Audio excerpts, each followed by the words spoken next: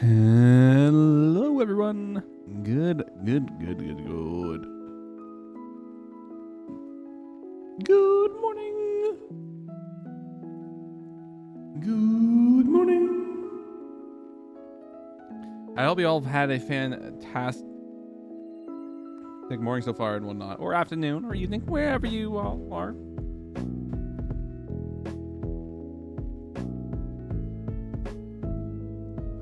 I'm gonna hit switch over to my face cam because I'm currently fixing a couple things at the moment. So streamer bot broke, so I had to get another download set for streamer bot. So everything in terms of my snipe messages, I have to redo all over again on an entirely new streamer bot instance,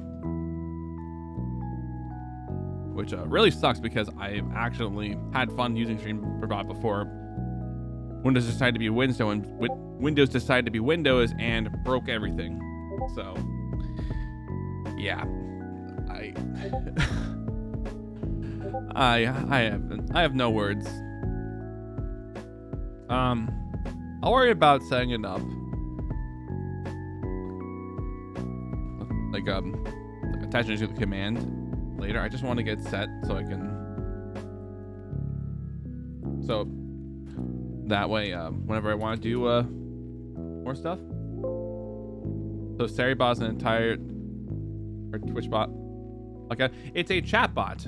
Saribot is a chat bot that essentially blocks hate raids. Is like what's the purpose has been for like the past like year or so. Well, more like a couple years. But I know that the hate rates have gone out of control a couple of years back, so this tool is repurposed specifically to help with this. But it does more other, but it also does a couple other things, and I really like it. That's cool. It is cool. I like using it. I'm gonna call that countdown. I can't believe I actually have to set everything up again for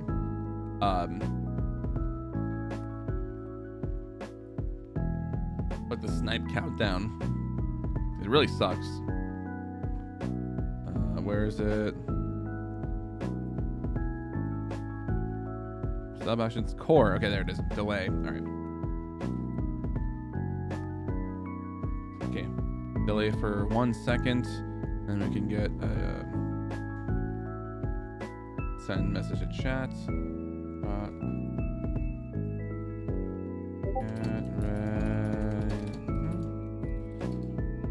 Words on stream. Oh, you have to. Oh, that's a redemption that you could do.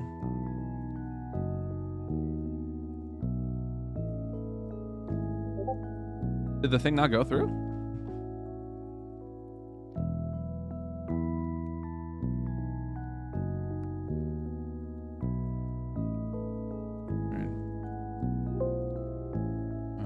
Can I copy that? Oh, I can copy paste. Okay, good. Actually, wait, I can just duplicate it. Save me time. Yes, there we go. Okay, nice. All right, I'll just duplicate that, and then we'll change it to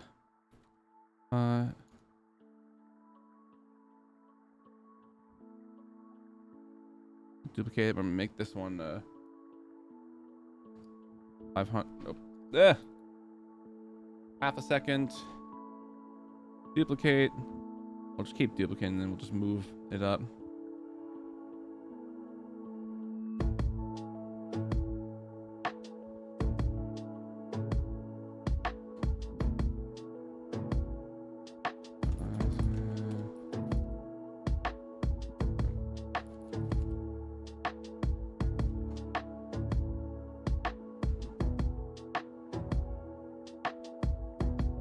Delay.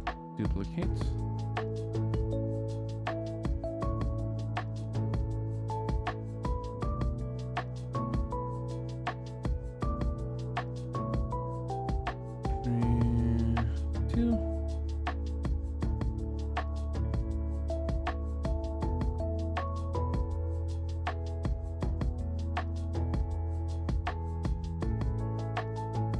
Can create the command for that.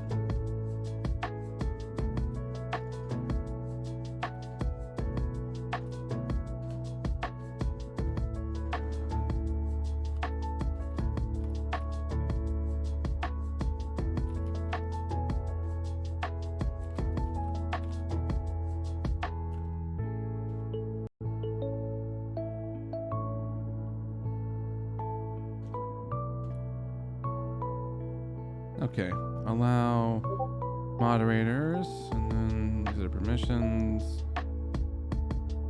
There we go. Okay. We will. I can select it. Here we go. All right. I'm just gonna test this out really quick, just to see if this works. Did not go through.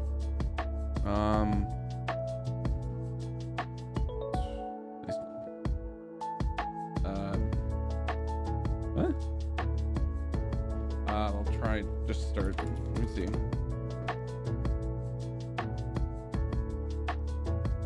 That didn't work either. What the heck? That should work. I'm the one like dropping it. Yeah, it's enabled, so that is incredibly weird. All right, well, I'll just find whatever Dreef uses for his countdown, and we'll just use that as our. I think it's a Twitch extension, if I'm not mistaken. All right. Where is it? Extensions, okay. Countdown. Really unfortunate that just had to.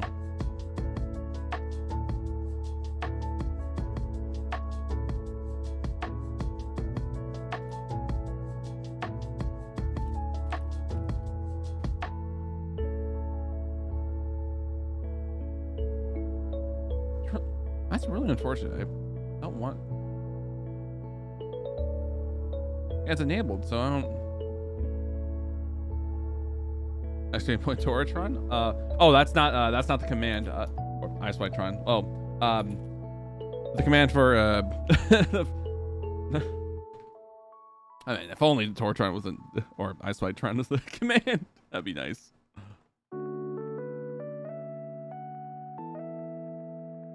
This really sucks. I thought this would actually work.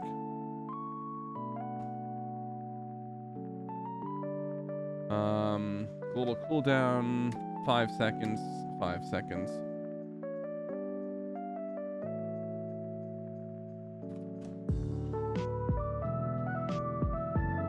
Why is this not working?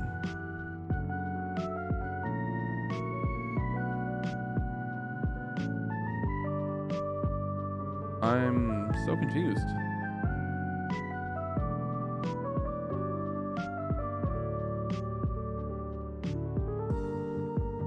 Huh.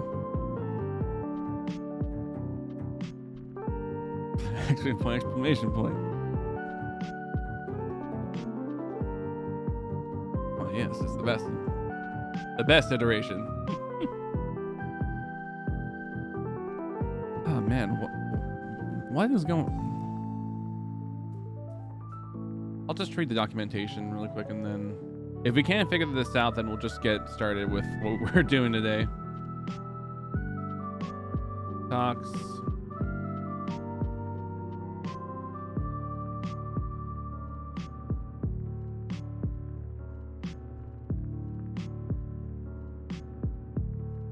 Actions. Actually, no. Actions, commands. Commands.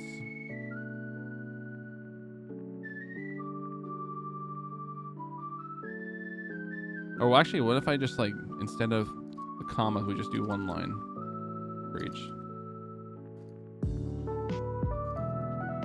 Let's just did that instead. Does that make it any better?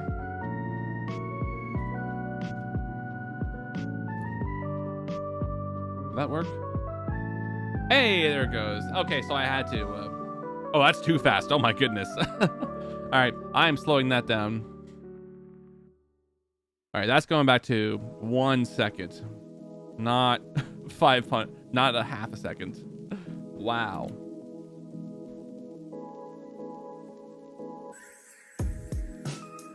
Wow. Okay.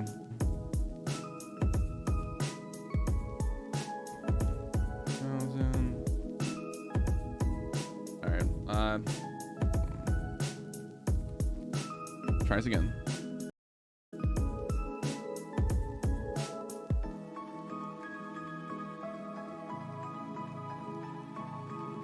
Okay. I'm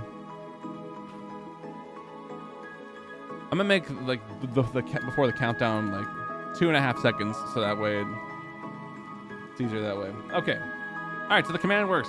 Good. All right. Should we make sure to enable in settings to minimize the tray? Okay. Save that. Minimize the tray. Okay. We should be good. All right. I'm gonna turn down the music.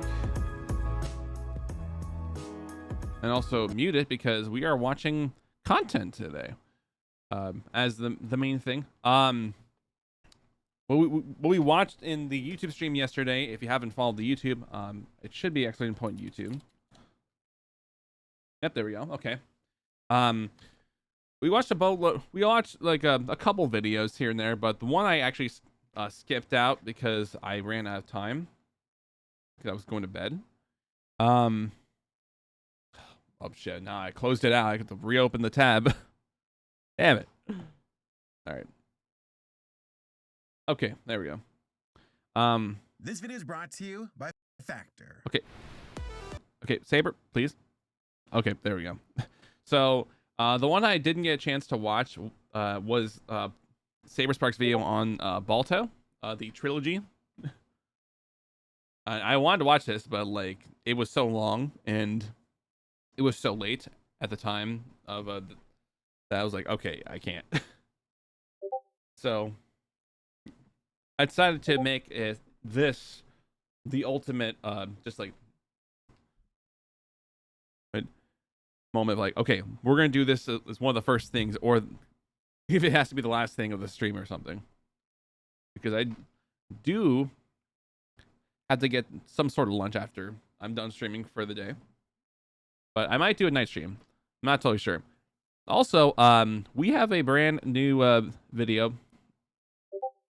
This is a project that has been in the works for a couple years at this point. Okay, I don't need to add a D. But essentially, this is a project that made the full... basically, everybody contributed to making like a couple seconds or 1 second or however long of the first episode of Miles as a Teenage Robot, my favorite Nicktoon grown up, which yesterday just turned 20 years old. And ironically, at the time I went to bed, the full upload hit Newgrounds. So we are going to be watching this first before we watch the hour-long Balto video. So that is currently what's on the docket. I have no clue if I want to do Fall Guys afterwards, or if I actually have time for this, depending on how long it'll take for me to react to this this giant video here. So yeah. So this is the first episode of My Life as a Teenage Robot Reanimated. Let's give it a watch. We are turning the audio down here. Shout out to Newgrounds actually having full MP4 today. Mad respect. It's still very loud, but I'm going to just turn it down my mixer.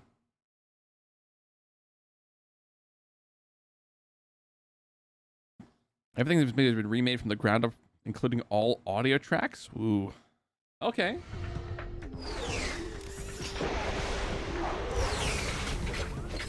Aw, that's a sick intro. 20 years. Holy moly. 5 o'clock at home to go play at the skate park down by the mall. But my mom says I gotta prevent hostile aliens from Annihilating the sun. What was that the Teletubbies son? Oh no. That's cool. This shot was really cool when I saw on the Twitter.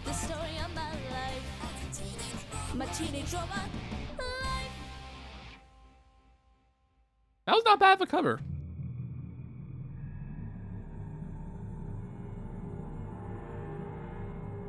I can feel the dread already.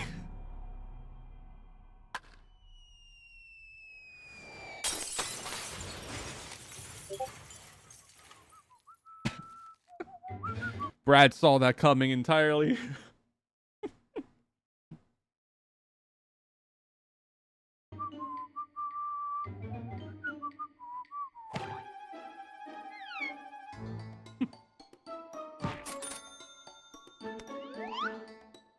Whoa.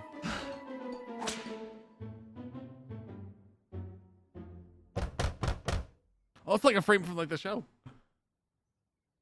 That's really good.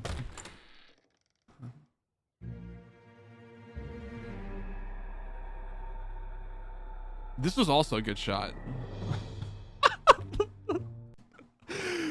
Oh, the ball, the baseball. It's Patrick from the SpongeBob movie. Oh, that's good. I like that. Aw, cool. Nice detail, Spencer.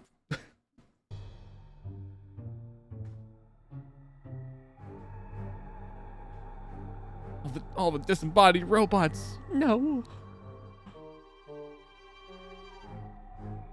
Oh. Wow, that was well detailed. The scout change.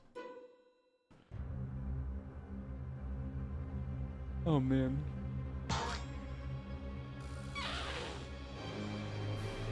Oh my god, that's a good shot.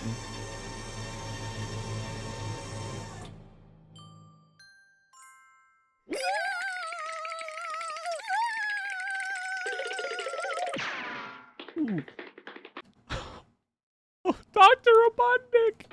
Whoa! Slow down there, Slugger. You seem to be light one baseball. Brad, Let's turn around and try this one more time. Brad! Looks like I'll have to do all the talking. Robot! There's a robot inside! A hideous, bloodthirsty robot! Tuck, what are you talking about? Mrs. Wakeman may be weird, but she's no robot. What was the tank back there? Oh, hello, Mrs. Wakeman. Sorry to bother you, but Tuck here saw something freaky inside your house, which he never should have snuck into, but he 100% went in should there to never get have gone our in. baseball back, which did not do any permanent damage. And, well, something scared him. Well, it's probably going to be at least $150 in repairs because of the glass door. Did he run into you? Not that you're scary or anything, but in the right light, or lack of light, with the shadow and, yeah. I'm gonna go now. Brad? You didn't ask her about the robot! Will you quit with all the stuff about the robot? You were saying?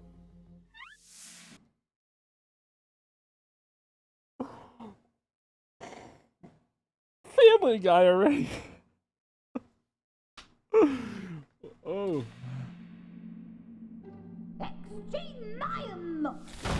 It seems that some young robot has forgotten the rules of this household. You were built for one purpose, to protect the planet Earth. Unless you're out saving the world, I've seen this you shot should before. stay in your room.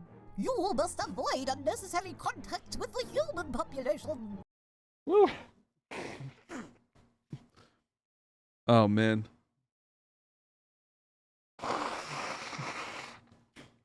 This is a lot to take in so far, but I'm enjoying it.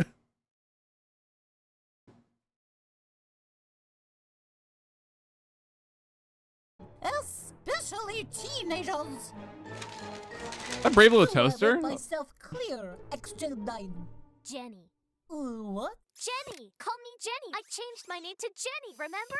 Oh, that's a good What's frame. the crisis anyway? Yo, Pixel or Leave Jenny? my room for 5 seconds. Do you hear any alarms going off? Everything's totally Not mellow. bad mellow Oh, vibe. really?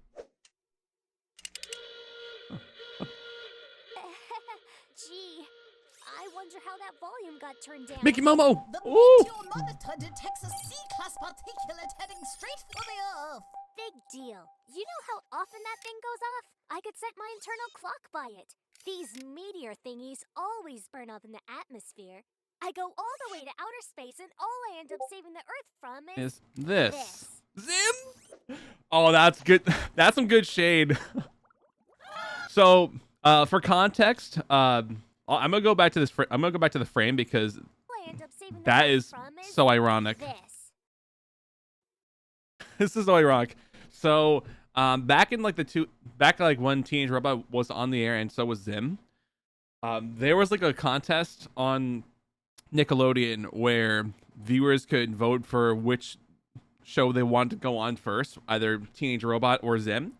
Everybody, like most everyone, selected Teenage Robot, but the team at Nickelodeon really threw shade at them and picked Zim instead to go first. So I thought it was a fun detail to just for they just kick Zim into the fish tank. It's a cool detail.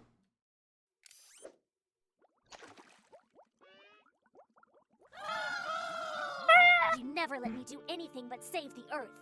Would an afternoon off cause any harm? But no, it's always... XJ9, bust up that meteor, battle those aliens, but be back in your room before 5. Meanwhile, no one even knows my name. I want to have friends and hang out like normal teenagers do. But who would want to man. hang out with a rusty hunk of metal like me? That's a really dope shot, man. I understand how you feel. Your powers are still developing, and it's bound to be. Wow, a we turned into confusing rhombuses. time. When you get a little older, you'll see Some things shapes. my way. Now be a good robot and go destroy that meteor. Yes, ma'am. That's my XJ9. The My name's Jenny. Jenny. Hi, Hi, Jenny. My name's Brad. Whoa. A real live robot. A real-life teenager. Whoa! Look at that. that. And those. And that hair. So you're like a superhero who goes around the world having Yo, death-defying paper adventures and puppets! defeating dastardly villains? Mm-hmm. Sweet! And you're a teenager who goes to high school and meets Sock tons of other puppet! kids and Sock puppet, Jenny, already! I was waiting for it. I'm loving all these styles so far. hangs out with them? Of course. Cool. Your room is excellent. Why is Mrs. Wakeman keeping the whole setup a secret? Mom, if she finds you in here, she'll unplug us both. Okay, let's go outside. I can't leave. Come on. I bet you big fun. Let's go!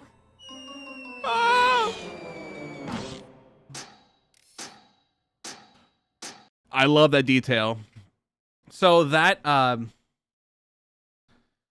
so the desaturation on all the character right there is kind of a throwback to the original pilot for Oh Yeah cartoons. I love it.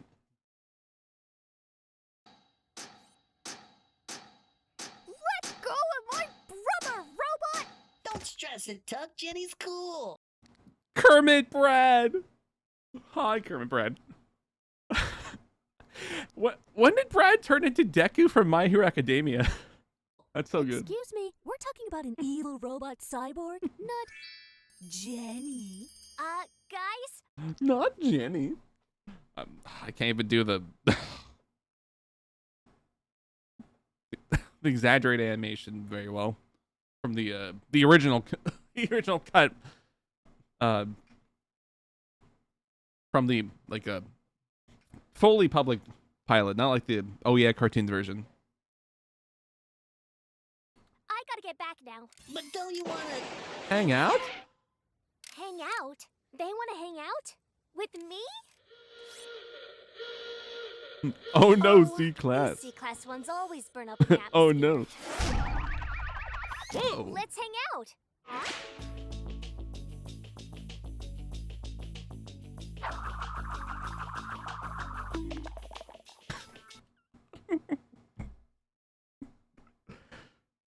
That was excellent. It gets 3 bonks for amazing bonkage.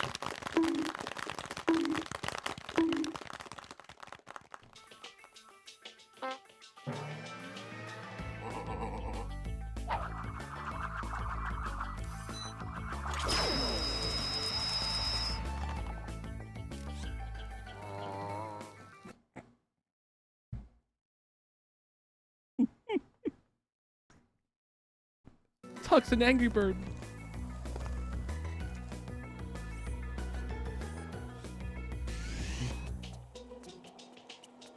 Having a tough time, Tuck? No.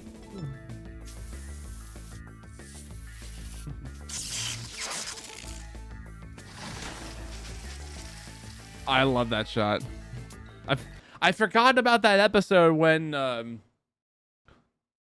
Jenny has like her eyes turned into dreamland or whatnot, and it's like all Seussian artwork. I forgot that episode existed.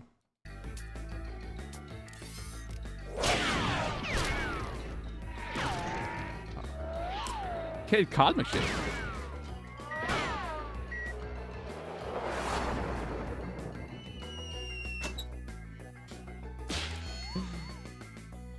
Roblox Jenny.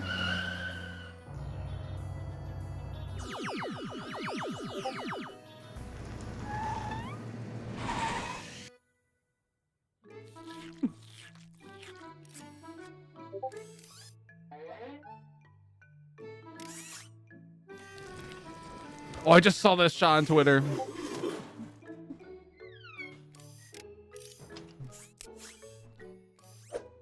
Hey, what are you doing? Nothing. No, your pigtails. Pigtails. They're freaking out. Oh no! That's my remote alarm. It goes off when the world is in catastrophic danger. I better call home. Alert! Alert! Alert! Oh, you know what? I should put my my deep voice in this. Oh, not that again. These C-class Who's-Its always burn up. No, meteor will not burn up in atmosphere. It's massive. This is no longer a C class. It is now a D class. Increased by a hacky sack. Meteor increased by a hacky sack. Android. Not android. Meteorite, but still. C class upgraded to D by a hacky sack asteroid. Meteor is now D class. Meteor's now D class, as I've already mentioned. Planets. 5 minutes till destruction. Oh. If this D-class dingus destroys the Earth, Mom will dismantle me. Stand back, boys. Robot? Tuck, you gotta admit, for an evil robot cyborg, Jenny's pretty cool. Tuck? Tucker?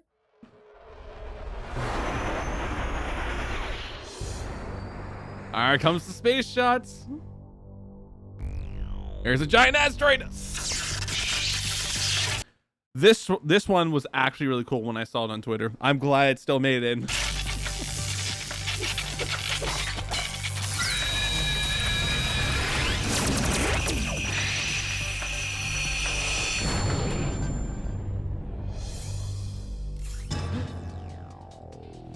There's a shit ton of meteorites.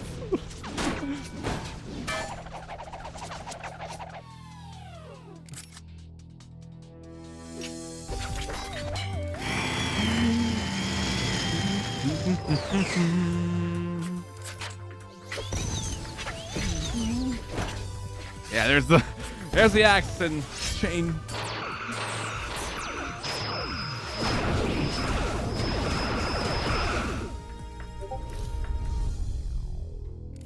Time to lasso it back.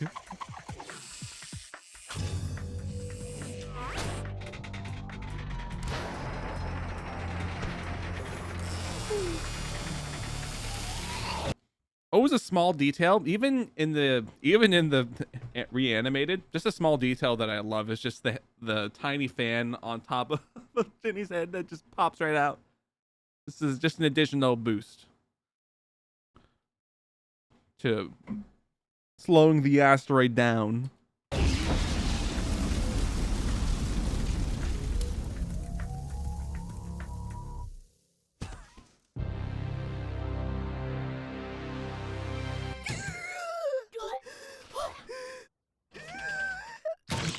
Jenny, what have you done? You barbecued my brother. Jen. Shh, Tuck, it's okay. Jenny won't hurt you again. Sag. Sag. Jenny is so cool. Yo, Astro Boy reference. Hey. Should have Go. seen her, Brad. All her powers and weapons. She totally wasted that rock. She totally disobeyed her mother. Yeah, well, teenagers, even as robots, gotta have their amazing free time.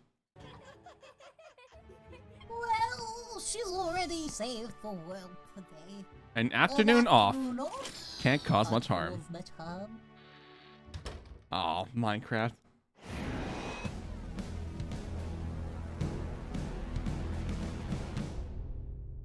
Woo!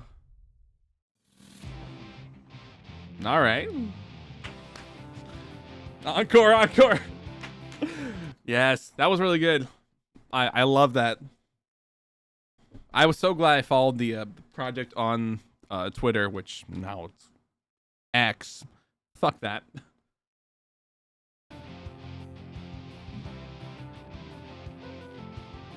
Yeah, this was such a trip. Everyone did pretty good for the reworked audio and the new lines. Janice Kawai will always be my or Janice Kawai will always be Jenny, but like that was still pretty good.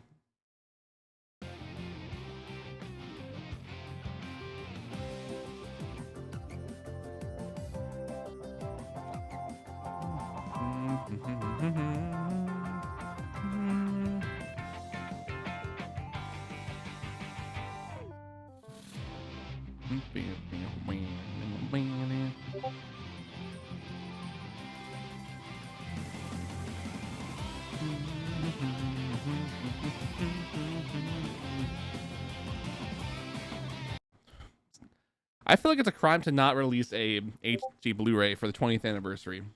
Just saying. I want remastered.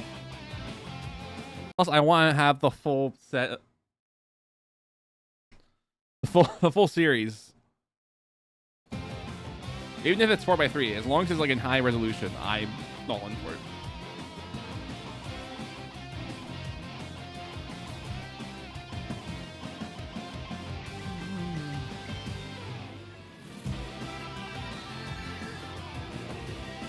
I love the. Oh, that fan art is really good. With actually, wait, was that the was that the profile picture? No. With Rob Renzetti. Yeah, there it is. Ah, yeah, that's amazing. Oh, that's a good Vexus recreation. I love that. Rest in peace, Eartha Kitt.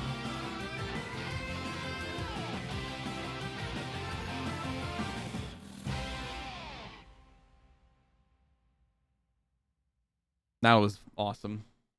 That was a good trip. Woo. All right, I'm definitely uploading that to YouTube. That is definitely worth a reaction, to say the least. Holy crap. Woo.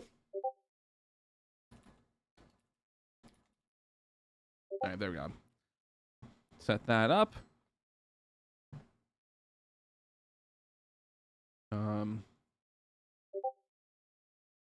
Okay, I'm muting that tab because I did not want to keep hearing Discord notifications so damn much. All right. Now for the extremely long video.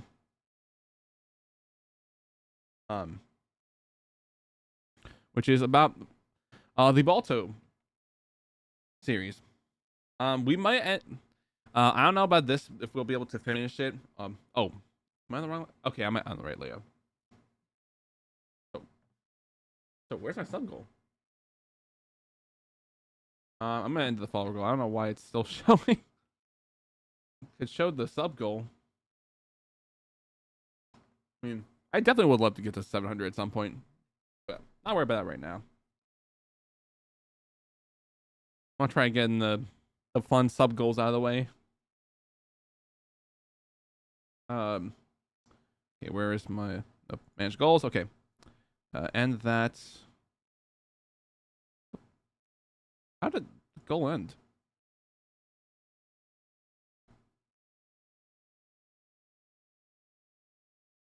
Yeah, what?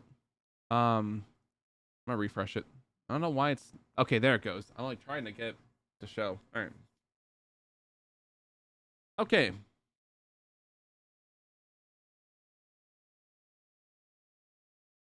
This video is brought to you by Factor.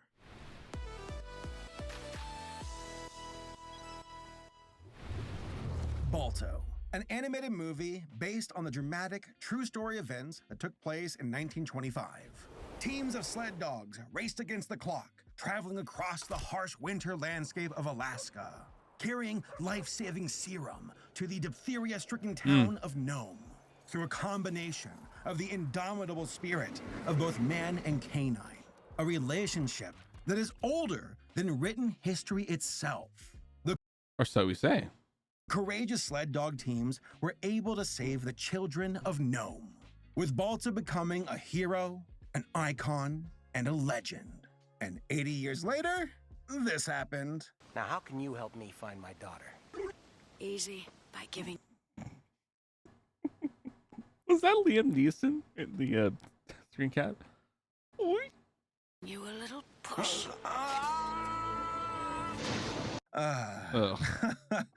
The Balto trilogy, yes, there was a trilogy, is the most insulting movie trilogy of all time. What was originally a gorgeous and heartfelt film eventually devolved into a direct-to-video franchise. And I did see a clips and piece of this. Also, a little context before we get further into the video, even though we're like a minute in. Saber's video took so long because Universal was really up in his ass just trying to clean the video. When he's like trying to make this as like fair use as like humanly possible. So yeah, screw you, Universal, for trying to silence criticism and whatnot. Like completely fair criticisms. Don't be so butthurt about your franchise. There are people that shit all over movies so much. Also, trilogy is just one of them. That was trying to copy the same success of The Land Before Time. Low effort, Yep. low cost, low brain cells. Which meant we went from this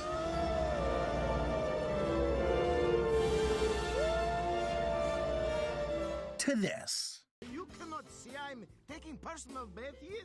You bet your little patootie, honey. The quality drop is a slap. Oh. No.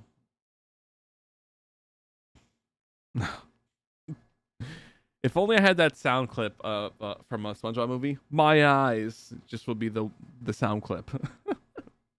Slap to the face of the original Balto.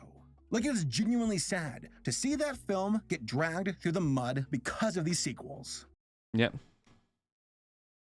Actually, I'll just play You Sick Fuck, which I just added a couple days ago.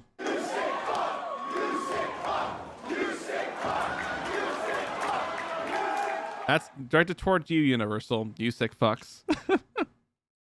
No, guys, Balto is truly an underrated masterpiece. Just look at that animation. Look at the expressions. Look at the use of colors. It is magnificent. And the music. Oh, it gives me goosebumps. I'm the goose. Goose. With the juice. No, not that kind of goosebumps. Ugh. All of the No. excellence from the first Balto was downgraded in the sequels. The flute animation? Nope. You're getting awkward movement and derpy expressions instead. The brilliant use of colors? Nah, it's gone. Gonna be flat from here on out. Yep. And how about the story? Well, I'd ask the writers, but I don't even think they knew. The first film was obviously a loose adaptation of historical events. Talking dogs, saving kids. Simple as that. Good stuff. And I'm probably gonna watch the full movie. If somehow it ends up being available on Prime Video, I can do a watch party on here or something of the movie. Second movie? Something about a computer-animated totem pole telling Balto and his teenage daughter, by the way, he had a daughter, listen to a singing rat float away on an iceberg. Third movie, Boris Gets Laid. When one truly absorbs and comprehends the quality of the original Balto, they have every right to feel a sense of indignation. The first movie had one of the unluckiest releases in animation history. So close. And was a box office flop.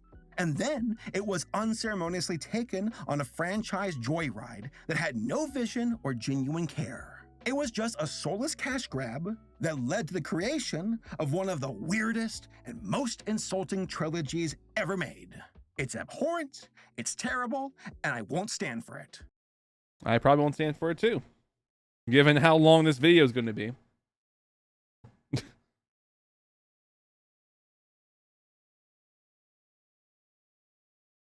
So yeah. Oh shit! I'm turn off crowd control. Just visible. Turn that off. I'm not even using crowd control right now because I'm not playing a game with crowd control enabled. Oh shit. Right. I don't even know how I managed to just hit the home page. All right. So in this video, I am going to defend the honor of the first Balto movie. And then I'm gonna take these sequels and I'm gonna rip them a new one. Oh, now I remember what I was saying. Like, just any mention of like direct-to-video, like sequels or prequels and whatnot, I just cringe at so hard. And I feel like Balto would be no exception considering the damning claims that Saber is bringing, which I absolutely believe. why they are low-effort garbage that are an affront to the original film and to nature itself. I mean, I loved this movie when I was a kid, but when I watched it again recently, I was like, oh my god, this film is cinematic art.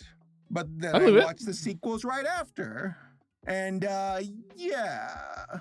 So, come jump into my sled and allow me to show you all how this trilogy took our poor boy Balto and ruined him. Probably for life, if I'm being more honest. You were a good soul Balto movie. I mean, I did like see the original Balto in like parts, but like I hadn't gotten a chance to see the full film. So, yeah. I mean, compared to most people, like when it comes to like spoilers, I'm not that lenient unless it's something that I am absolutely hyped up for. Then I don't want to hear spoilers for it. But otherwise, if it's something that I only watched bits and pieces of or have almost no interest in, then I'll just be like, okay, I'll just listen to spoilers, and if I forget about it, cool. Hey, could have been worse. At least he wasn't the actual Balto. Guys, no, you do not want to know what happened to him. It will truly break your heart. But before we start, 2 quick things. Number 1, subscribe to the channel. Yeah, that button over there, like pretend it's my face and punch it and hit it. I'll do a virtual punch. Boom. I'll just make a sound on the sound on my coaxial. This is your life now. Nope, that's not the right one. There we go. I'm trying to like punch on like I'm not like actually punching. Just letting you all know. I'm just like I'm air punching the subscribe button, smashing it, and make it dumb. And then number 2, will Balto deliver the life-saving serum to the kids in time? Wait a second. That isn't serum. It's this video's sponsor, Factor. Yeah, instead of medicine, Balto is hauling crates of my keto meals right to my front door. Cool beans. Yeah, forget those cartoon kids, Balto. I need my food now. One of my main goals for this year is to stop ordering out food all the time. Oh, as am I. It's such an addiction and it needs to stop. I do it way too often and it's stupid expensive. Like I looked at my receipts last year and was like, Saber, you've got to start eating at home. But I'm also stupid busy. Busy making videos about goose titties, but busy nonetheless. But that's where Factor has my back. Factor has prep meals that are tailor-made to my needs, which means a lot of meat and a lot of veggies for yours truly. Plus, they are fresh and never frozen.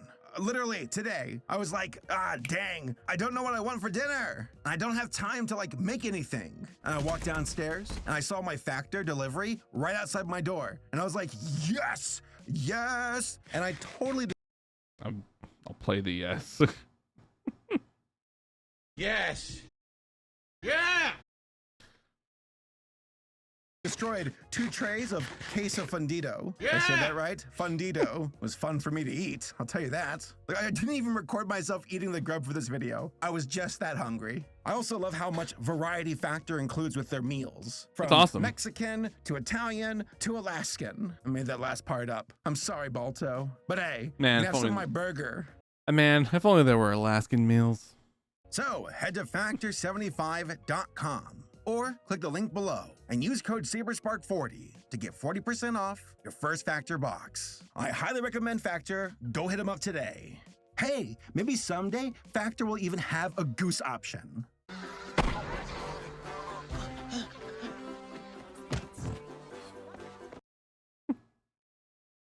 In order to truly appreciate the first Balto movie, one must understand the history behind the events that inspired it.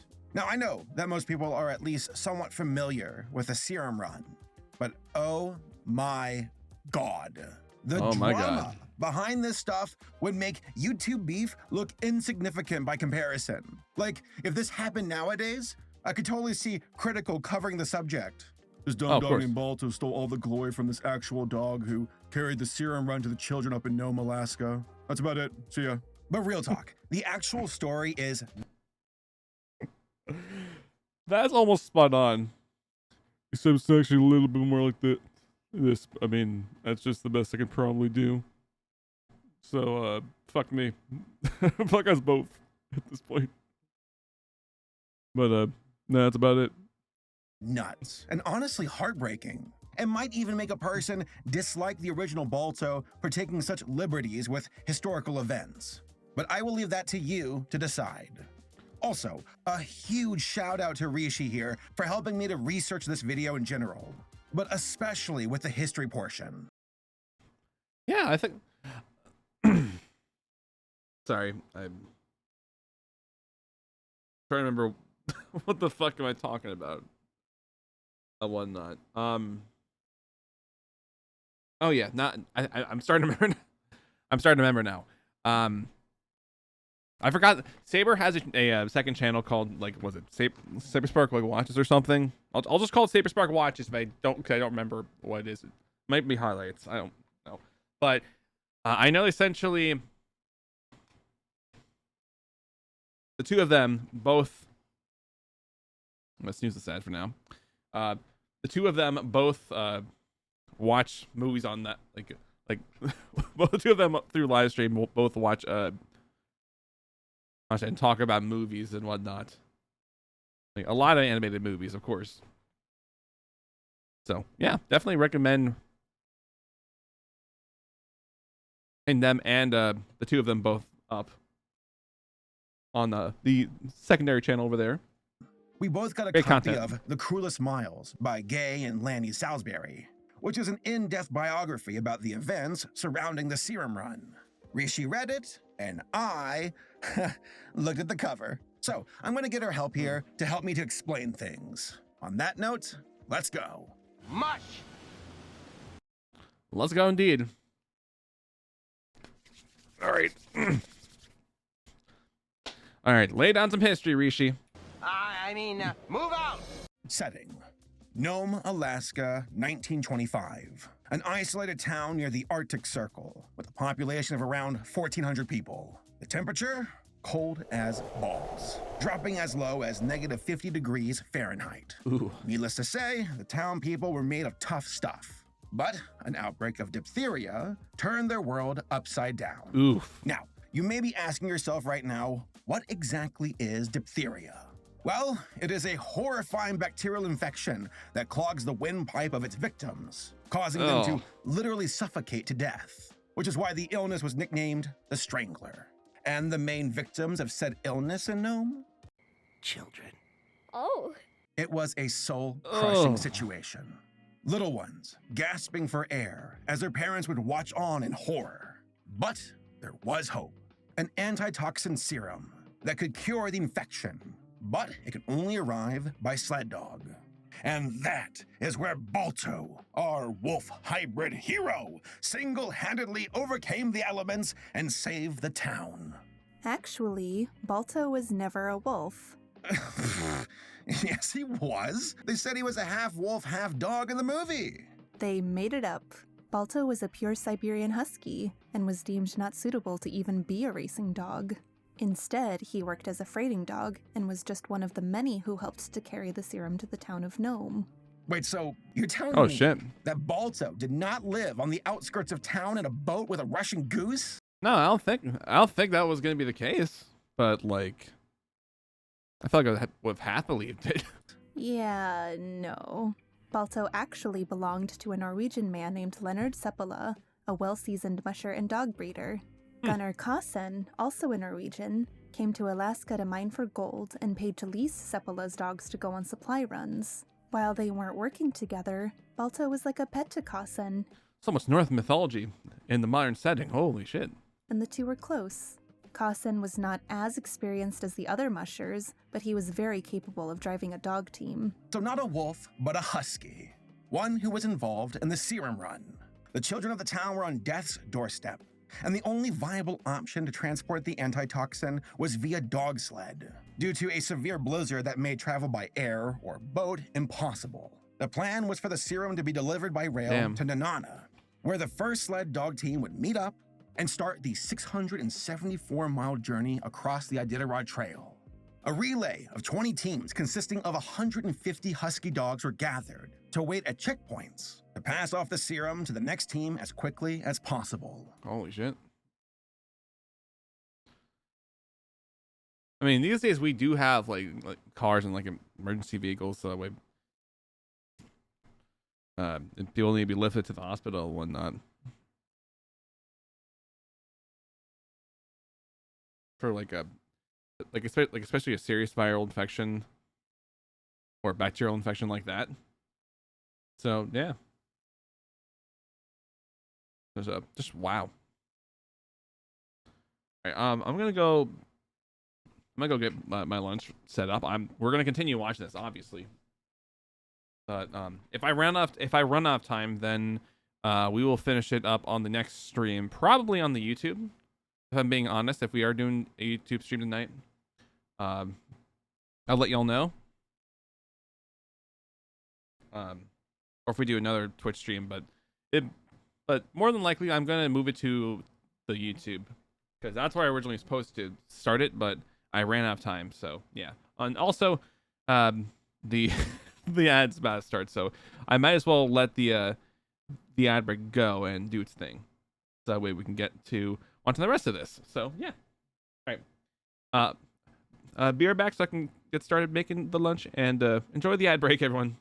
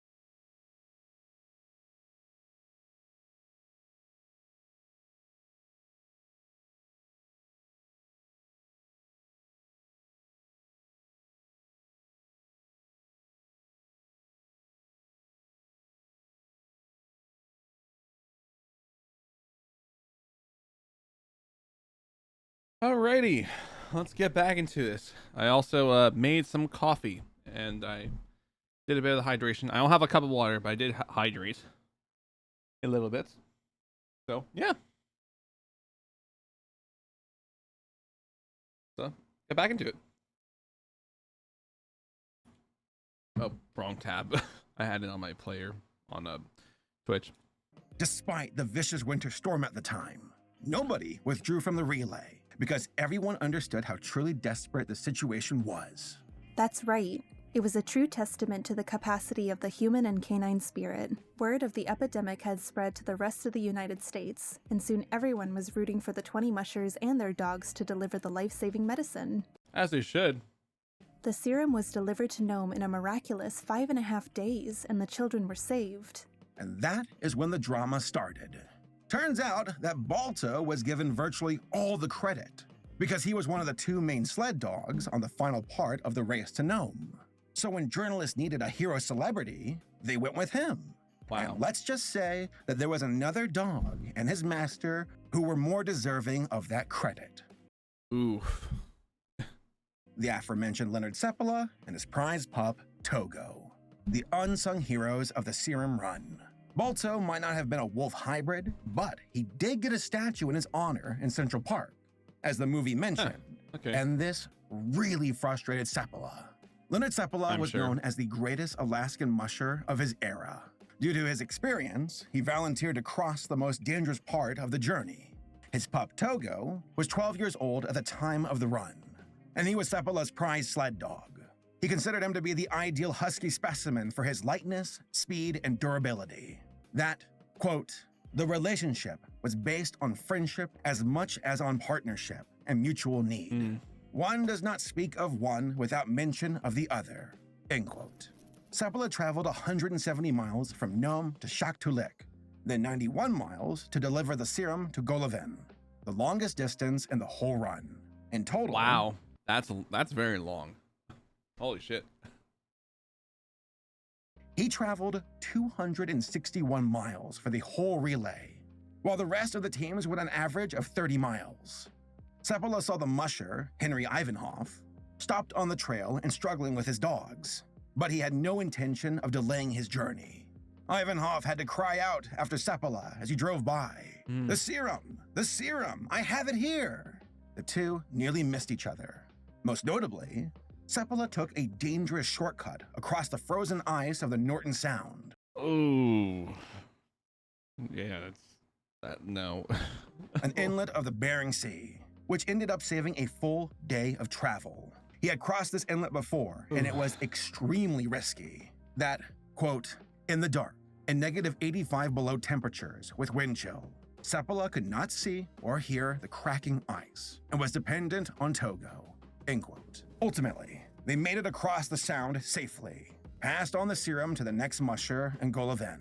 Needless to say, Seppala, Togo, and the rest of the sled dog team were the greatest and most daring contributors to the serum run. But very few people would ever know, due to Balto being shoved into the spotlight.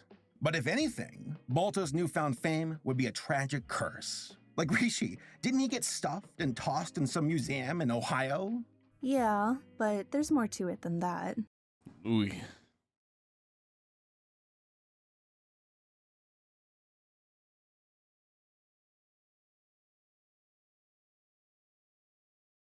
Nothing wrong with taxidermy, but come on. The poor pup and the other dogs on the team were sold off. Remember, Balto and the other dogs didn't belong to Kasen, but to Seppala, and it isn't a stretch of the imagination that he did so out of animosity. Seppala was the champion dog sledder of his time, and had devoted his life to dog sledding. Meanwhile, a novice like Kasen was getting all the credit. He and Togo made it through the longest and most treacherous part of the journey, and he considered Balto to be the newspaper dog, and wanted Togo to get the recognition he deserved. As Seppala cites in his memoir, Seppala, Alaskan Dog Driver, I resented the statue to Balto, for if any dog deserved special mention, it was Togo. Seppala went on his own tour with Togo in an attempt to brand him as the true canine hero. They went to New York and put on a big show, driving the sled team up the steps of City Hall, then down Fifth Avenue, then on a circuit through Central Park. They attended a series of ceremonies in Madison Square Garden, where Togo was awarded his own gold medal.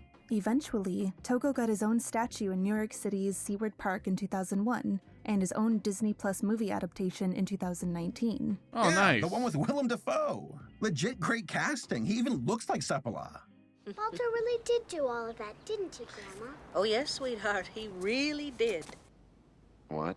But you can't You do can't this. do to me. this. You can't do this to me. I love Willem Dafoe. Easily my face. Easily for some of the films I've watched, my favorite actor.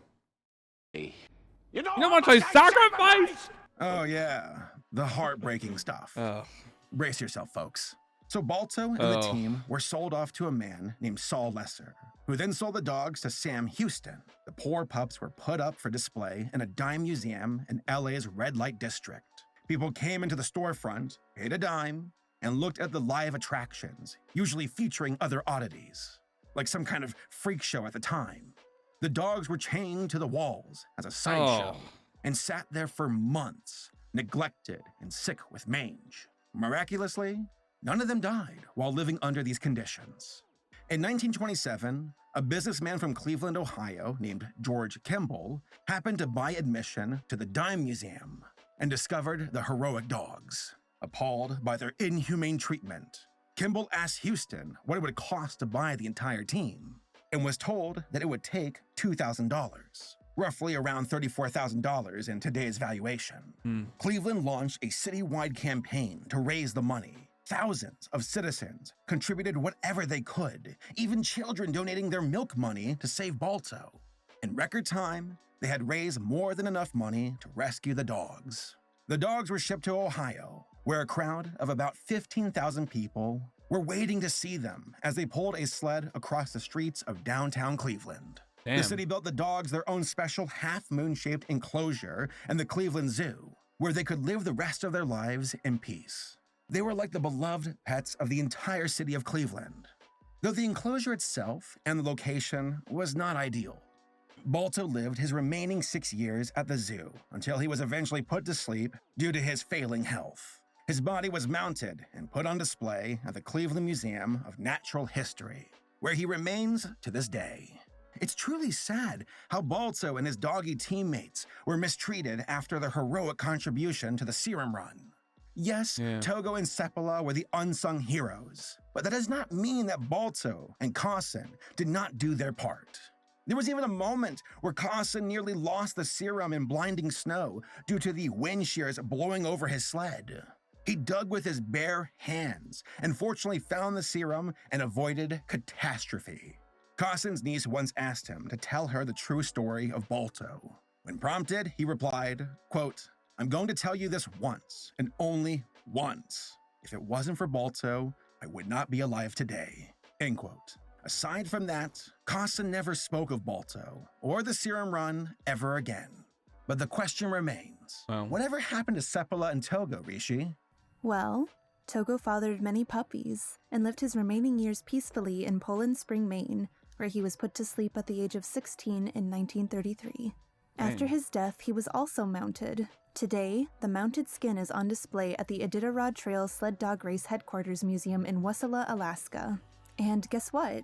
The dog that played Togo in the Disney movie is an actual descendant of Togo, which is pretty amazing. neat. Seppala would also go on to give the world the Seppala Siberian sled dog breed, obviously named in his honor. So overall, the actual history behind Balto is arguably more interesting than the movie itself, but is also tragically sad, with the celebrity life that was hoisted upon him that would soon follow. He was given credit that truly belonged to Togo and Seppala, but if anything, Togo dodged a bullet and lived out the remainder of his own life in comfort and peace. The thing with this history now is like, it should be more like in half, like just divided. Like obviously, Balto shouldn't have stealed most of the spotlight, of course, but the attention should have been divided in half. Period at the beginning. How both of them some heroes, but of course we all know what happened. while Balto here was trotted around as a freak show for people to ogle at. Fortunately, Balto and his team were rescued, but it was a bittersweet conclusion. Instead of running around in his preferred environment, doing what he loved, he was stuck in a warmer climate in some zoo in Ohio until his final days. The story of Balto and the Serum Run would eventually subside from the national spotlight and took its place in the annals of history. Nearly 60 years later, an animated movie loosely based on the events of the Serum Run launched production with the goal of sharing the story of Balto with a new generation of people. In 1995, the movie was released in theaters, and it found itself with quite possibly the unluckiest timing in animation history. Yep. Even in death, Balto could not catch a break. Stella, I think the plane crashed. What? Turn on the TV! They hit the Pentagon! The story behind the creation of Balto is one of sincere conviction, but also of crushing defeat, as you'll soon find out. There was an animation war that occurred during the late 1980s and throughout the 90s. Poor Balto found himself as a casualty in said conflict. Allow me to explain. Now, it goes without saying that Disney defined the game when it came to theatrical animated movies. And well, obviously, I think, like, if I remember correctly, you know, one animator from Disney left. His name was Don Bluth. He started his own studio, made a lot of movies. Movies like The Secret of Nymph. He did like the animation for Dragon's Lair. I'm trying to think of other ones. I want to say he helped contribute to the Prince of Egypt. I could be wrong. It could be uncredited. I don't know. But I also know that there's like Pebble and Penguin, and then Anastasia is one of the only other ones I know from Don Bluth. But otherwise, not much. But Don Bluth was one of those animators who left Disney to start their own studio, and then another person that also left from Disney, ironically, to start their own studio was Jeffrey Katzenberg, who formed DreamWorks, which I'm sure that Saber will bring up in the video. So, but that'd be interesting history to talk about. Held that title from Snow White in the late 1930s all the way up until the late 1990s. Even though Disney stumbled after the passing of Walt in 1966 and struggled to find its footing up until the mid-1980s, the studio was never truly dethroned. True. All right, I'm gonna check my food really quick.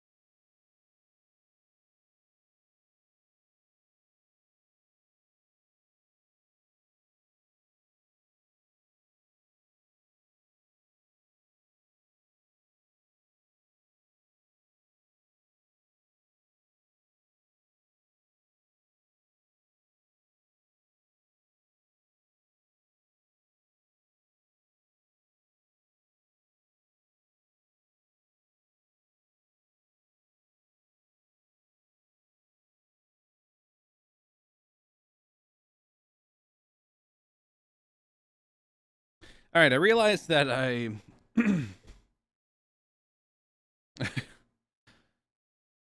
realized that I turned off. Not turned off. I didn't turn on the turn my air fryer downstairs.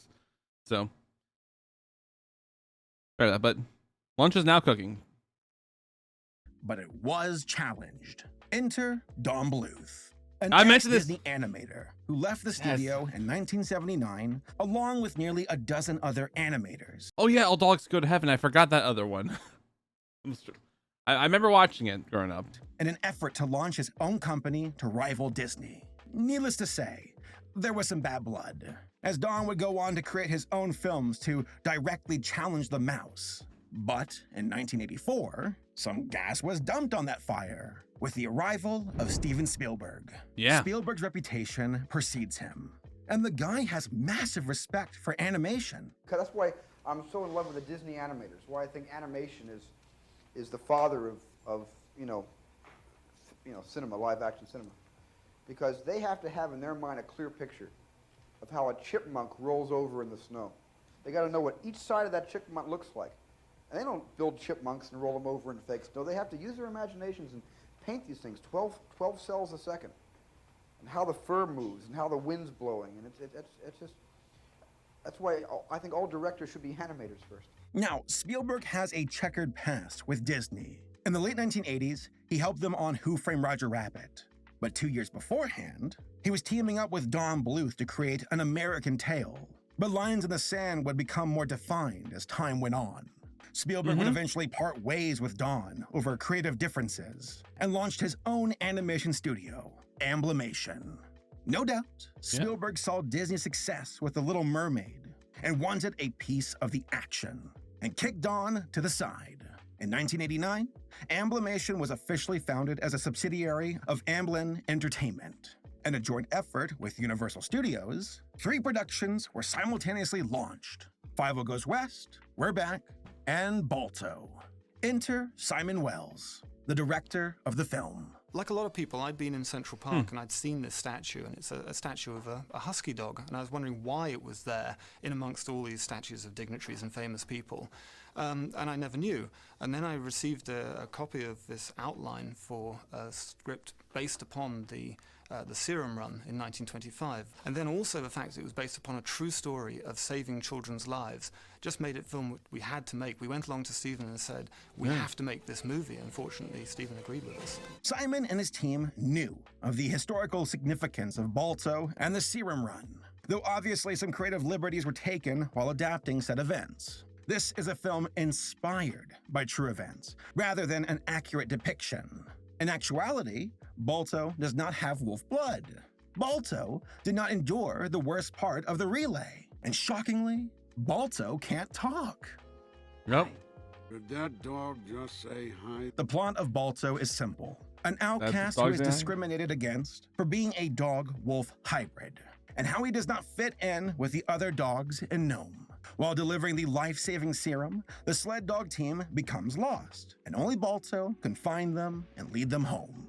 Quite the streamlined story when compared to actual historical events. But that's okay. Again, this is just an adaptation, and taking creative liberties in the effort of writing a dramatic, entertaining narrative is totally fine by me. Yes.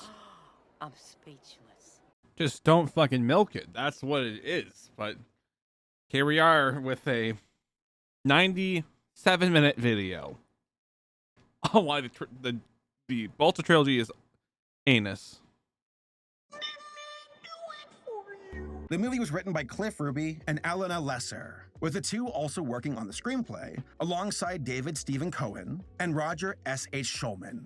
A quick note, by the way, while recording, I realized that Elena Lesser shares the last name of Saul Lesser, so I don't think she's his daughter, but she might be like extended family, so if so, it's kind of cool. But I digress. Balto the character is a very sympathetic protagonist. He's brave, kind, charismatic, and a bit of a vagabond. He reminds me of Aladdin in that way, but he denies the wolf part of his identity for most of the movie, rejecting that part of who he is. He actively struggles to find any meaningful sense of purpose. As previously mentioned, Balto is bullied by the other dogs in the town, but is also feared and looked down upon by the humans too.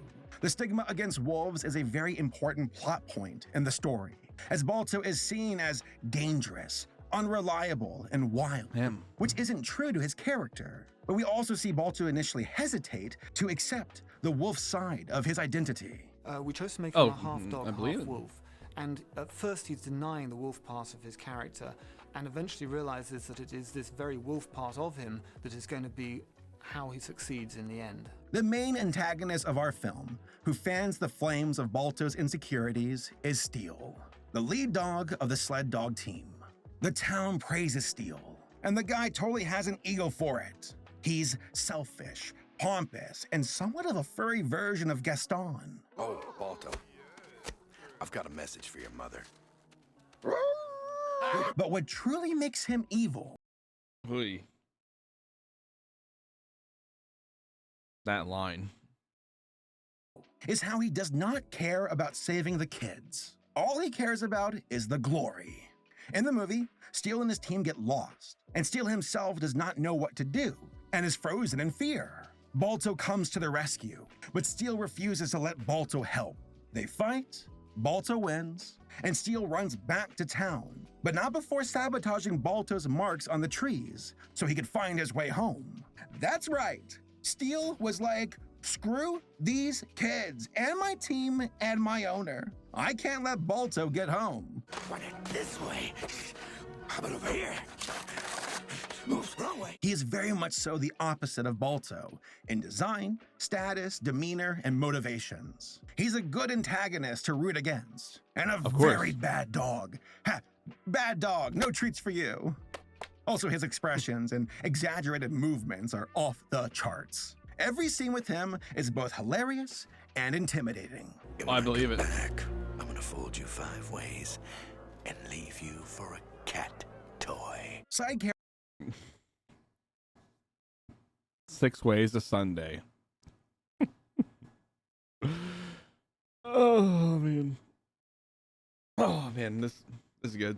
This is good. Characters in the movie include Boris, Jenna, Muck and Luck, and then the other dogs in the town. You got this trio who serve as comic relief and channel Three Stooges' slapstick energy. But it's not anything to write home about. Just silly dogs being silly, and obviously done so for kids to laugh at. You're the most amazing, the most exalted, the most preeminent, the most top drawer. You what? But there are moments where their humor somewhat dulls down the dramatic scenes in the film. For example, during the confrontation between Steele and Balto, the trio launched into sports commentary because, who needs tension, right? He'll feel that tomorrow. I think he is feeling it now. Ouch. We also have the other dogs in the town, which are more like a peanut gallery to dish about doggy drama. And I guess thirst over Steele too. No comments on the peanut gallery. I'm not joking. This small dog is unhinged with her desire. My girl is away at boarding school. What is with this franchise and thirsty characters? Seriously, and this is the first movie. This is the first movie. We haven't even gotten into the rest of this yet. Seriously, it happens in every single film. Rule of 3, so we got a pattern, and that's concerning. We'll get to these two in a bit. But as far as the main characters go, we got some winners. Let's start with Boris, the goose surrogate father of Balto. He's got this Russian accent and comes across as opinionated and cantankerous, yet he has a soft side to him that is caring and even playful. He'll goof on Balto, but obviously cares about his well-being. Boris, too, is comic relief, but the guy has sincere moments with Balto that are genuine with insightful wisdom for his furry son. A dog cannot make this journey alone, but maybe a wolf can. Then there's Rosie, a simple character, but executed well. She's the owner of Jenna and the main catalyst of the film. The movie even starts with a live-action Rosie, though the audience does not discover this until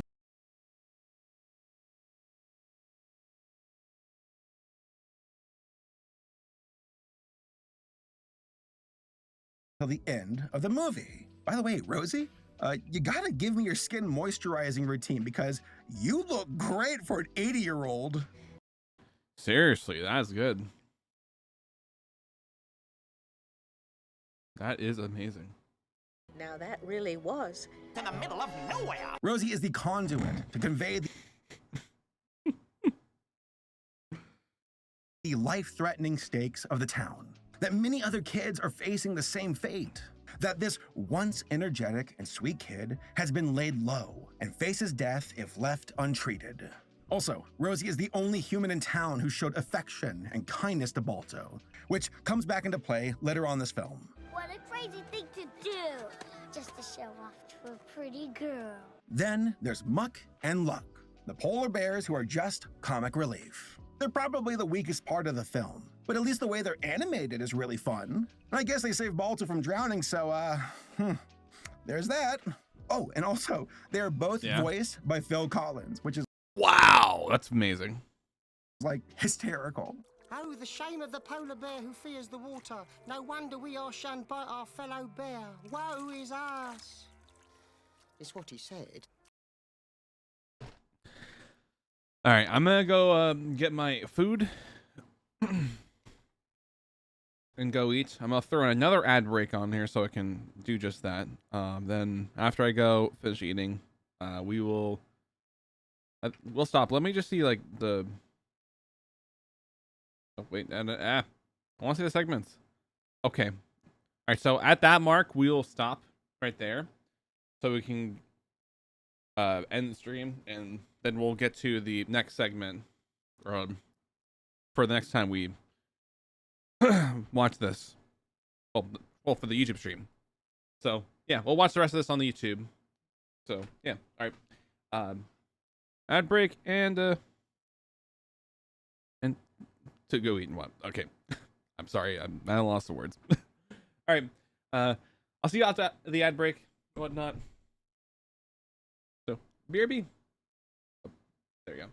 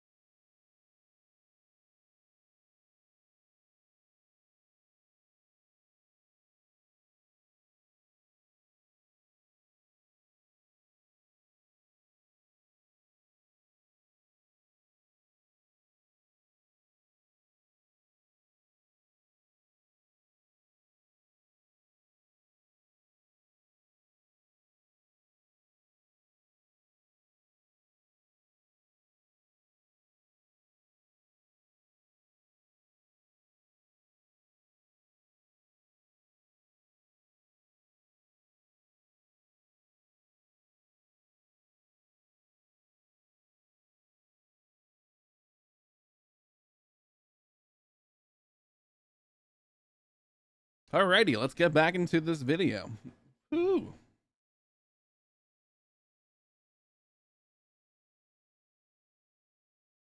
You know, if I had a nickel for every time Phil Collins was involved in an animated movie that included talking bears from North America, I had 2. I would have 2 nickels. Which is weird. But it's weird that it happened twice, right? And then there's Jenna.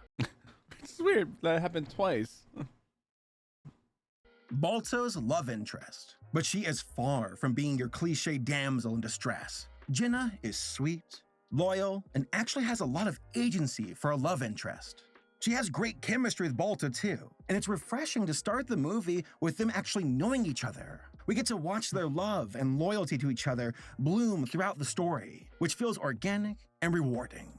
Also, the Northern Lights scene is cute as hell. Like, come on. Wow. I guess she likes a boy with big paws, if you know what I mean. Balto. Big paws kind of running my family. What's also refreshing is that both Jenna and Balto act out of love for Rosie first and then themselves second. Jenna is fiercely loyal and concerned about Rosie, and Balto has genuine sympathy for the girl. Like I mentioned earlier, Rosie was kind to Balto, so it makes sense that he would care for her and her dire situation. Balto did not set off to get the serum to impress Jenna. He did it because he saw a bunch of children's coffins, which really highlighted the severity of the situation. Yeah. That or, Santa lost a bunch of his elves in the factory fire again. Balto did not even tell Jenna he was leaving. He just left. Though Jenna, out of her own accord, would eventually catch up with Balto. Hell, there's even a moment where she fights a bear and almost beats it on her own. The girl's got courage. Yet it's a shame that she has to return to Nome and sort of return to the status quo supporting role. But hey, the story is about Balto, so of course he has to continue the journey alone. The red bandana that she gives to Balto when they separate is super cute though. Like he's carrying a piece of her with him, so he's not truly alone. It's nice to see a love interest who is smart and no nonsense. And even if she's part of the motivation of Balto, she's not some trophy to be won. Both of them are loyal to Rosie. She is the main reason Balto is fighting to bring back the serum. Not because he wants to impress Jenna, but because they both love Rosie and want to save her life. That scene, when Balto has fallen off a cliff and feels like giving up, he cries out for Rosie, not for Jenna, which really goes to show where his priorities lie. Rosie. While Jenna... Rosebud. Even though Citizen Kane has nothing to do with Balto. It's just... It has Rose. It's Rosie, Rosebud. Just similar names. Even though Rosebud's different. Is the love interest. The motive is placed on Rosie. She is central, which is very important and very rewarding. Ironically, the third act of the movie is probably the least interesting. But the movie slows down a bit after the climactic scene with the white wolf, which is just so good. Like, good luck following that up. The pacing becomes a little less of an adventure movie and more of an action film. It's also a little sad that the musher isn't really a character at all. He just sort of passes out in the middle of the movie and has no relationship to the dogs at all. After researching about the real-life story of Kasen, Balto, Sepola, and Togo, and what all of those mushers had to go through to deliver the serum, and how important the relationship between man and dog was, it's just a little disappointing they couldn't acknowledge that at all in the movie, but yeah, that is pretty annoying. That's pretty upsetting. Hey, whatever, it's fine. I mean, it's a kid's movie about talking dogs, and it's still very enjoyable in that regard. At the end, Balto embraces his inner wolf and leads the dog sled team home. There's a callback to an earlier scene where Balto uses broken glass to create the Northern Lights? Northern Lights? Yeah, sure, whatever. But later on in the film, Jenna does the same to serve as a beacon to the team on their way home. In reality to historical events, the beacon in town was an 8-foot electric cross on the steeple of the church. Ooh. But hey, broken glass works just as well, I guess. Good Lord, What is happening in there? Aurora Borealis. Balto is Aurora welcomed home Borealis as at this time of year, this time of day, inside of a anthropomorphic dog movie? Yes. May I see it? Yes. a hero. Rosie and the rest of the kids are saved, and Steele is outed as a phony. It's oddly satisfying that he does not end up dying or anything. He just gets he just kind of gets rejected and becomes an outcast that nobody wants or cares about. Irony. Though there is a deleted scene where he does die. Guess it was too intense to keep in the movie. And guess what? Yeah. Balto gets the girl and gets some well-deserved bedroom eyes. Those sequels aren't gonna make themselves, you know. Jokes aside, the ending of the movie is satisfying. Balto overcomes the discrimination against him by embracing his inner wolf, and Rosie and Balto share a very sweet moment. Balto, I'd be lost without you. After learning that the last recorded thing Costin said about Balto was, quote, "If it wasn't for Balto, I wouldn't be alive today," that final line between Balto and Rosie just hits that much harder. We even get that reveal at the end from live-action Rosie. I would have been lost without you. Overall, the plot for the movie and Balto's personal journey is a little simple and generic, but hey, sometimes certain tropes are done over and over and over again because they're good and are satisfying when done right. Like I said before, the story is very loosely adapted from the true story of the Serum Run, and it's not perfect. More emphasis is placed on the dog racing aspect and Balto's plight to be accepted rather than the human-dog relationship.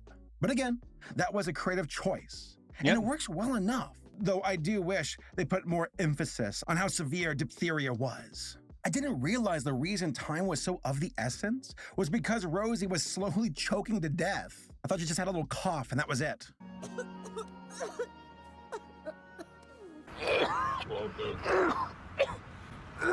The themes, hope, and finding purpose. To overcome discrimination and trials and tribulations through inner strength for loved ones.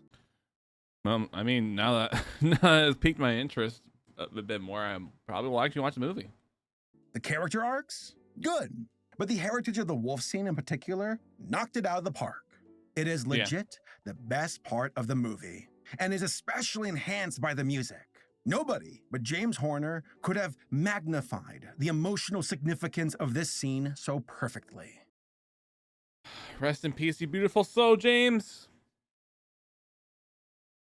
The somber beginning when Balto has fallen down the cliff and is ready to give up, to the slowly building of anticipation when he starts to accept his wolf half, to the grand payoff when he finally howls with the white wolf. So unbelievably satisfying.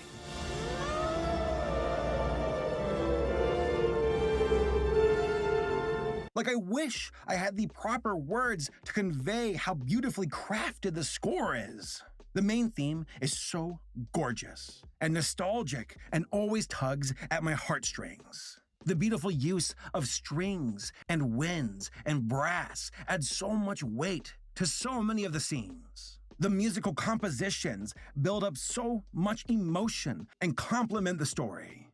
It ranges from angelic and peaceful to truly devastating and somber to exciting and heroic. Also, the use of chimes and bells work particularly well with the cold, snowy environment. James Horner is truly one of the greats when it comes to cinematic compositions. Yes. Now, as far as the voice acting goes, I was very pleased with the casting and performances of the actors. Kevin Bacon was a good fit and conveyed a voice that was caring and handsome, but somewhat rugged too. Highlights that entire, somewhat dangerous side of being a wolf. He was a great match for Balto. Didn't make the team. Bingo. Don't listen to it. Don't look at it. Live a long life. My name's Balto. But you can call him idiot. Jenna was voiced by Bridget Fonda. Soft-spoken and graceful, but also intelligent and caring. It's blocked. Mountain trail is dangerous, but we can do it. I'm beginning to see there isn't anything you can't do. Boris was voiced by Bob Hoskins. And Wow. he just nailed it. An awesome performance that struck a balance of being silly, but sincere when needed. Not a dog. Not a wolf. All he knows is what he is not. As mentioned before, Phil Collins Collins, voiced the yep. polar bears, and that was pretty good.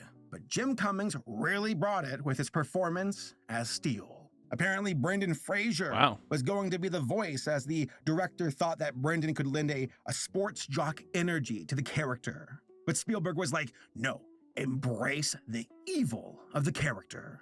And they went with Jim instead. That's right. The voice of Tigger did the voice of Steel. That's and amazing. That evil contempt can absolutely be felt and is only amplified by the expressions. Whoa. Touch that box, and I'll tear you apart. Let's have another go. And finally, the animation. Arguably the most impressive aspect of the film. What can I say? The movie's absolutely gorgeous. Oh, I agree. It's not bad.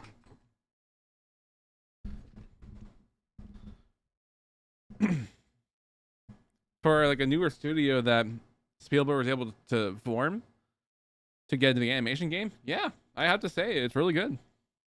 The backgrounds express so much beauty in a cold, snowy environment. The cool blue and purple shadows in the snow, contrasted with the rich, warm orange and yellow skies, are It's good. And by the way, I'm saying this just based on the timing when Animation was founded, when Balto released and whatnot. They were newer to the animation scene than Don Bluth and Disney, for that matter. And it was like only maybe like a few years or whatnot till DreamWorks was founded, and of course, which got DreamWorks Animation the case, which I'm sure Saber will bring up later in the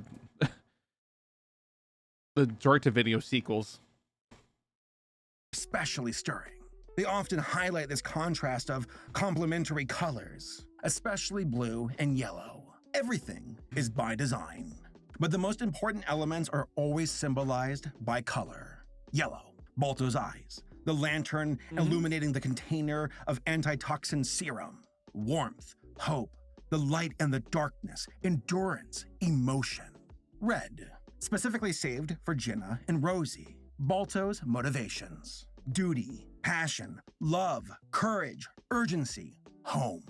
Blue, the environment and Steel's icy blue eyes. Cold, fragility, uncompassionate, numb, emptiness, vastness, and occasionally death.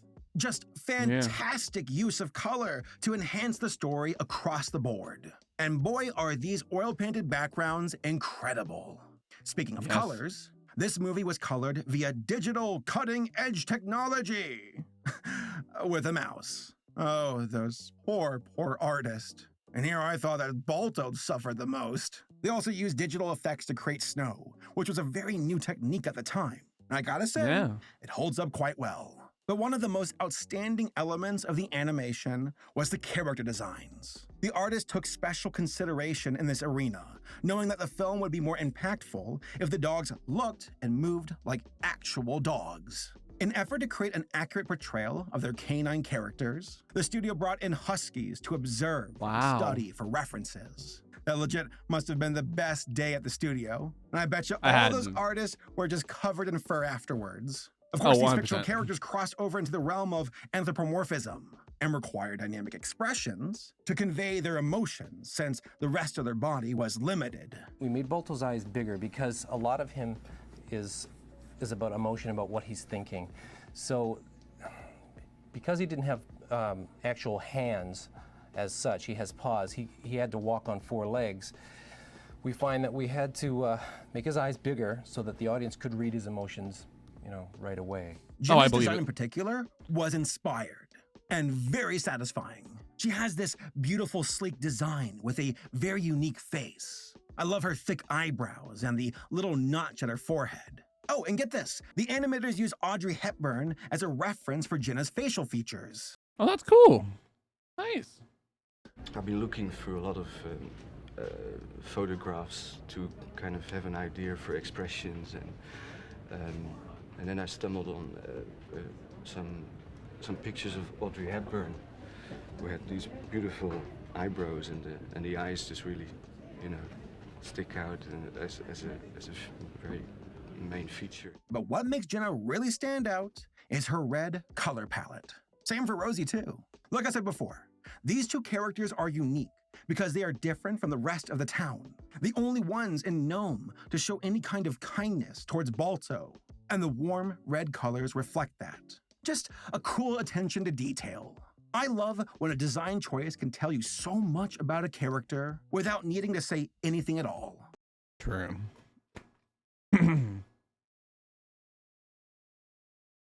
Why? Because the animation is just that good.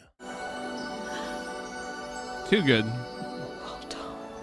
After years of painstaking work, the production of Balto was completed, and the movie was scheduled to be released in theaters on December 22nd, 1995. Amblimation went above and beyond to create a beautiful hand-drawn movie with 3D special effects to complement the 2D animation. Hopes were high, and only an act of God could stand in Balto's way. Oh, no.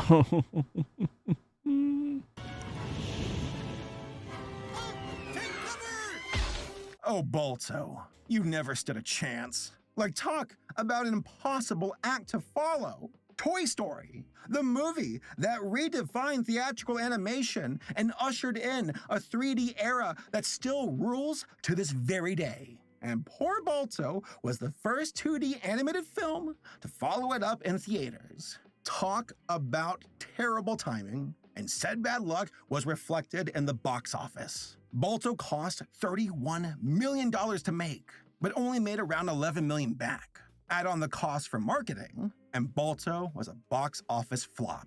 But it was never a fair fight to begin with. If anything, it was the first casualty for the 2D animated films in a losing battle against 3D animated features. Even Disney would buckle against Pixar until they bought it.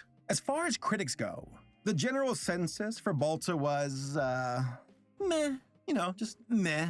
Critics saw the movie as simple, and that it lacked the magic and appeal of Disney films, that it was a kid movie. And in that regard, it's all right. If it had been a straight line on the adventure of it, and it had been done in a different kind of drawing style, it could have been a rousing, a little bit more wrong with the drawing style. Oh, you even said it so just a few seconds ago. You said it's sketchy. It isn't at the level. No. You said it was sketchy. I said it wasn't at the level of the Disney stuff. Of course, it isn't fully drawn. But it's perfectly adequate to tell the story in an entertaining way. Boy, there's a real recommendation. Adequate. No, Gene, just listen to me for a second. Rest in peace, This is Roger a nice Ebert. little children's adventure movie about a brave dog, and I liked it. When you have kids of your own, you won't send them to see nice little ones. You'll want quality.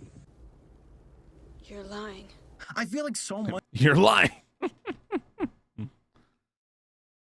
Good clip. Good clip to run into. Much of the film's visual merit was dismissed because the story and characters were perceived as underwhelming by critics. A fair critique, but Balto was immediately compared to the greats of the Disney Renaissance. Aladdin, Beauty and the Beast, The Little Mermaid. They were the gold standard. So not only did Balto get crushed by 3D animation via Toy Story, but it was also being compared to the greats of the Disney Renaissance. Standards were insanely high, and it just couldn't win. Yeah, looks like just about any dog could outrun him. It was so bad that Balto was the final film for Amblimation, and the studio was closed in 1997. Spielberg was like, yeah, I'm kind of done with 2D. We're going to 3D now. And he launched DreamWorks alongside Katzenberg in 1994. The writing was on the wall. I had a feeling that Saber was going to bring it up, so yeah. There we go. Better late than never. And Balto was just a loose end for Spielberg before closing up shop. Now, there is the silver lining that all the animators at Amblimation were hired by DreamWorks, so hey, at least there's that. In summary... So, the spirit of Amblimation still lives with DreamWorks, but as far as a company, it's dead. Balto is not a perfect film, but it had a lot of heart and merit to it, and was the main way that I even learned about the historical events it was based upon. So not only did Balto suffer in real life, but also as a movie adaptation as well. The poor guy just had the worst luck. and there was no way it could get any worse. Until Universal saw how well Balto did with video sales and said, no, the dog must be punished. As will you all when you discover just how bad these sequels truly are. How'd you like to do a little flying with me? Maybe we go now. Now! Oh, sorry, I'm trying to pause it. Okay, there. I'm just trying to pause it just on just the right there, right before, right as the segment starts. All right. Yeah, like I said, this would I want to stop it right here because it's a very long video. So, we'll get back to it on the next YouTube stream. It could be tonight. It could be tomorrow. Who knows when the next YouTube stream is going to be? But all I know is that the YouTube stream will be on my main YouTube, not the second channel, Swag Boo, which is formerly Swag Bay Live. So yeah, I also have to update that on my my social links because it's no longer Swag Bay Live. It's just Swag Boo. So yeah, I'm gonna have to keep a mental note of myself to do. But yeah, thank you all for tuning in to this, of course, short stream. I wasn't planning to make this super long, but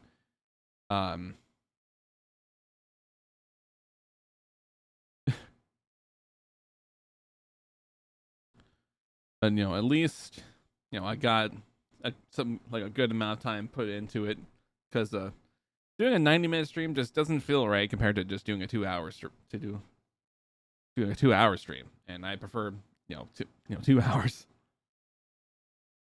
So at least feels more like a stream than just like a long video. So yeah,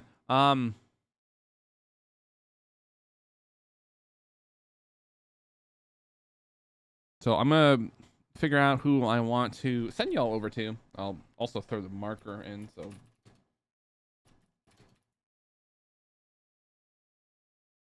for now, obviously the VOD will be up on YouTube. So for those who missed it out, those who missed out on it, I'll probably upload part 1 of this, and spice it up on the YouTube so that way, it's just me talking about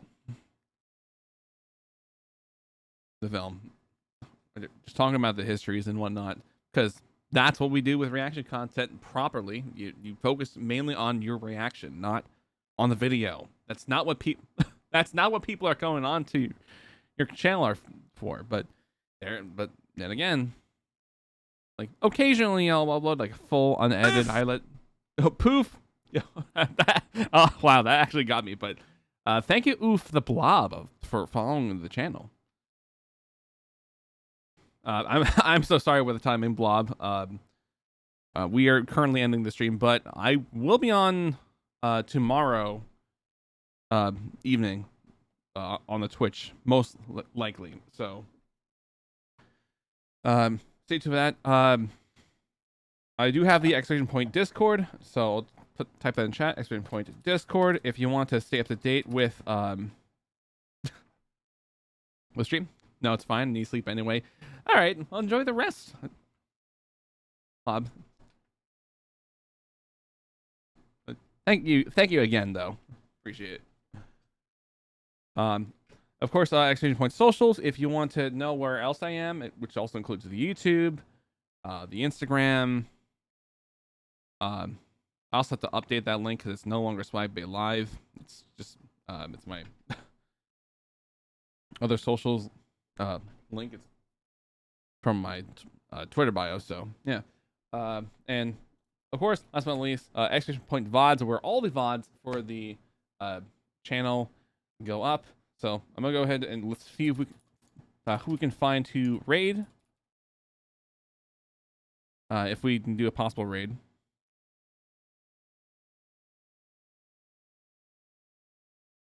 Let's see. You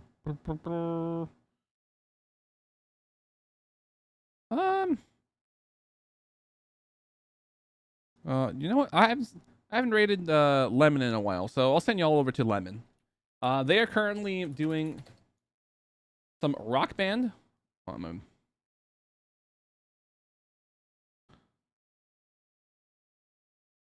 right, there we go. I was trying to make sure I mute the tab first,